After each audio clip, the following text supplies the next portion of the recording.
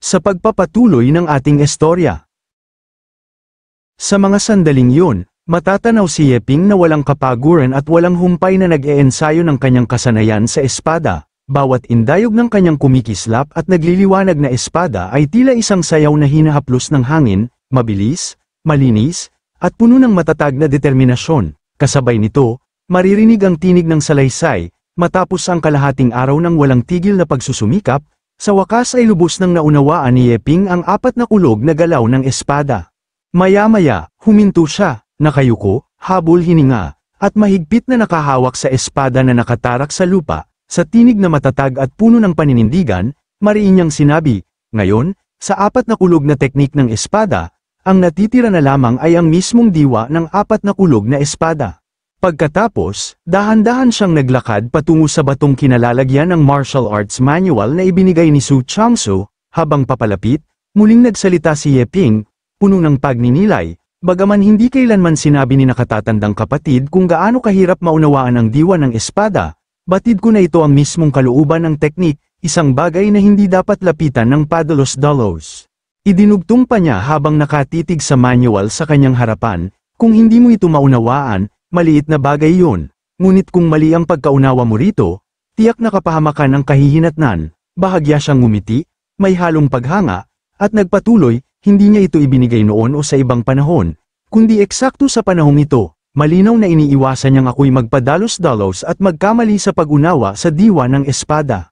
Sa banayad ngunit puno ng respeto na tinig, ngumisi si Yeping, tulad ng inaasahan mula sa nakatatandang kapatid, tunay na malayo ang kanyang pananaw. Sa puntong yun, binuksan niya ang manual at sinimulang basahin ito ng buong seryoso. Agad niyang nakita ang pamagat, sinaunang sining ng Diyos demonyong pagpapatibay ng katawan.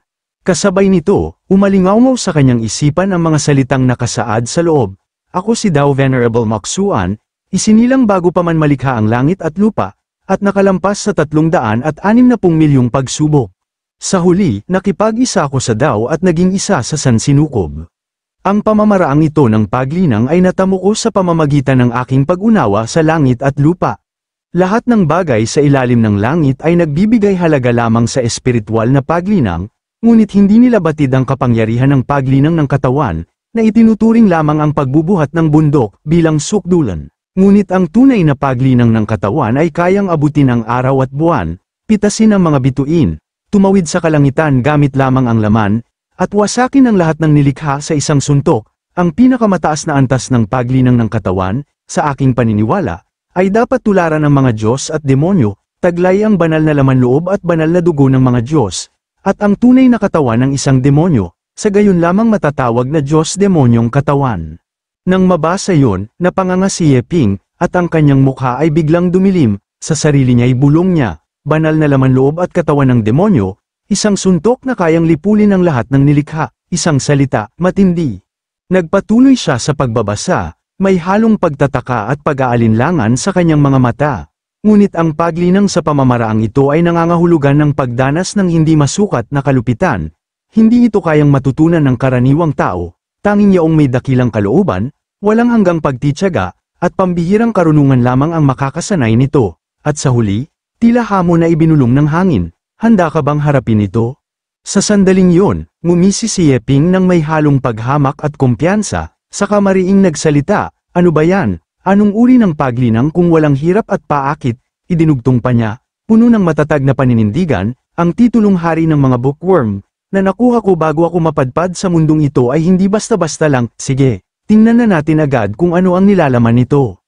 Ngunit, pagkakita niya sa ilustrasyon sa manual, isang pose na may kapilyuhan at kakaibang anyo, napahinto siya, tila natigilan sa gulat, kasabay nito, sumagi sa kanyang alaala ang malamig na tinig ni Su Changyu, sa loob ng aklat, mayroong Diyos-demonyong ilustrasyon, isang chart ng pagpapatibay ng katawan na natamo ng dakilang Daoist mula sa kanyang pagninilay sa langit at lupa, dapat mo itong pag-aralan ng mabuti.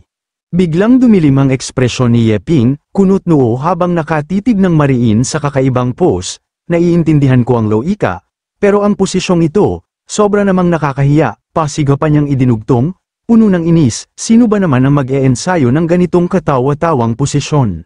Makalipas ang ilang sandali, Heto't makikita si Yeping na ginagawa na mismo ang nakasaad sa martial manual. Habang ginagampanan nito, namumula ang kanyang mukha sa hiya. Ngunit mariin niyang sinabi, hindi ako pagsisinungalingan ng nakatatandang kapatid. Sa kabila ng kahihiyan, pinilit niyang magpatuloy, puno ng determinasyon. Yeping, tigilan mo ang sobra-sobrang pag-iisip, mag-focus ka, mag-focus, kaya mo itong matutunan. Samantala, sa Jin Nation, sa loob ng Ink Scroll Pavilion, biglang pumasok ang isang lalaki, dahilan upang mapalingon ng babaeng naroon. Mahinaong tanong ng lalaki, "Fairy mo, handa na ba?" Idinugtong pa niya, may bahid ng pag-aalala, malapit na ang oras ng yin, kapag hindi natin naisumite ang burador, tiyak na mapapahamak tayo. Bago sumagot, bumalik muna sa pagsusulat si Mo, saka nagsalita na may halong lungkot sa tinig, oo na, alam ko, binibilisan ko na nga, tigilan mo na ang pangungulit. Sa sandaling yon, ngumisi ng bahagya ang lalaking utusan at mahinahong nagsabi, ang aklat na Ancient God Demon Body Refining Art, wala talagang bumibili. Sa kabuuan, wala pang 3 kopya ang naibenta, itigil mo na ang pagsusulat ng ganyang klaseng manual, sobra itong eksaherado, walang naniniwala, sa panahon ngayon, mas gusto ng mga cultivator ang mas simple at diretsyong pamamaraan, idinugtong pa niya, may halong panunuya, tingnan mo na lang ang bestseller ngayon, paano gawing 10 beses mas kapaki-pakinabang ang isang spirit stone, grabe ang benta nun. Nang marinig ito, dumilim ang mukha ni Fairy mo sa inis at mariing sinabi, ang kulit mo.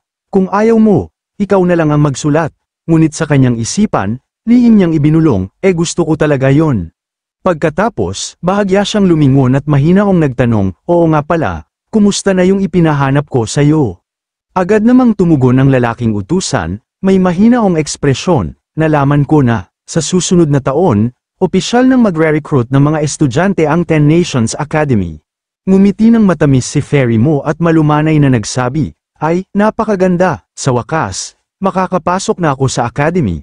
Ngunit sa kanyang sarili, may tinig ng pananabik, siguradong marami akong makikilalang mga kawili-wiling tao sa unang academy. Makalipas ang 3 araw, sa gabing iyon, mula sa malayo ay matatanaw si Yeping na nakatayo sa gilid ng isang matarik na bangin, tila isang aninong nakikipagtagpo sa malamig na hangin ng gabi, ngunit bigla na lamang siyang napasukan ng dugo, dahilan upang manghina at mapaluhod sa matigas na lupa, sa kanyang maputlang mukha, mariin niyang sambit, 3 beses na akong dumura ng dugo, ngunit ni bakas ng pagkaunawa, wala pa rin. Idinugtong pa niya habang nakatitig sa manual na hawak, malinaw na nakasaad dito, yaong may talino ay mauunawaan ang Diyos demonyong heaven-gazing chart sa isang sulyap lamang, kung gayon, sadyang napakahina ba ng aking pagkaunawa.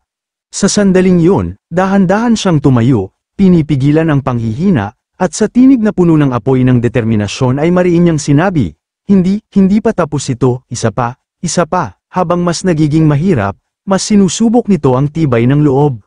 Sa malamig na ekspresyon ngunit matatag na tinig, idinagdag niya, mula ngayon, dagdagan ang pagsasanay, 11 oras bawat araw, 1 oras na pahinga ay sapat na.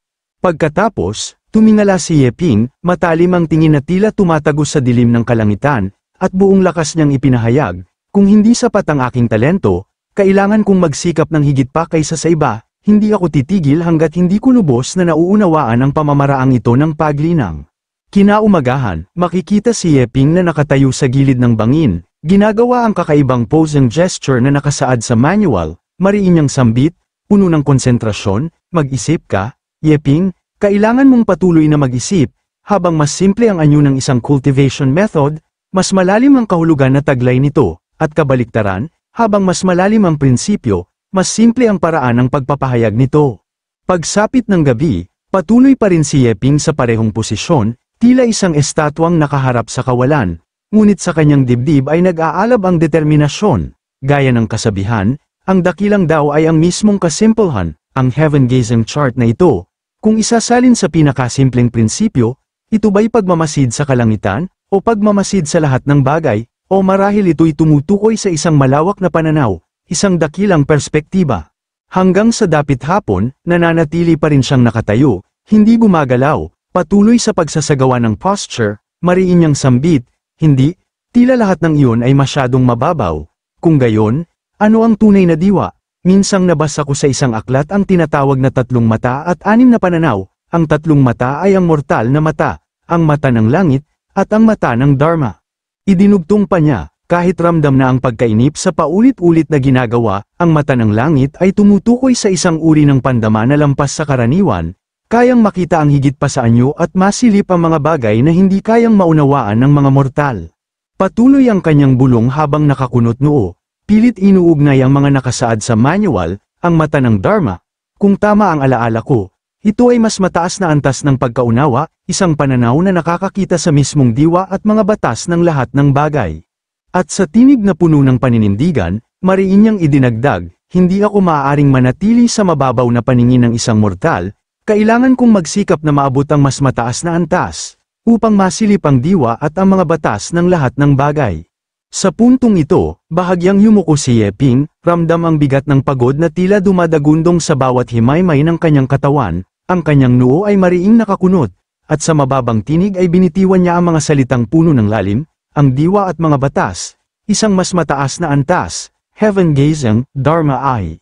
Ngunit bigla siyang natigilan, nanlaki ang kanyang mga mata, at sa kislap na iyon ay tila may apoy na muling sumiklab sa kanyang isipan, unti-unti, parang mga piraso ng palaisipan na nagsasanib, nagsimulang mabuo ang kanyang pagkaunawa. Sa sandaling iyon, walang anumang ekspresyon sa kanyang mukha, ngunit matatag ang kanyang tinig nang sabihin niya, sa tingin ko, nagsisimula ko ng maunawaan, kahit kaunti. At dito, makikita si Yeping na nakaharap sa papalubog na araw, ang liwanag nito'y nagbubuhos ng gintong sinag mula sa likod ng kalupaan, ang hangin ay tila huminto, at ang init ng araw ay damaloy sa kanya na parang dumidiretso sa kanyang isipan, sa liwanag na yun, ang dating magulong kaisipan ay tila naging malinaw na tubig, walang bahid, walang alinlangan.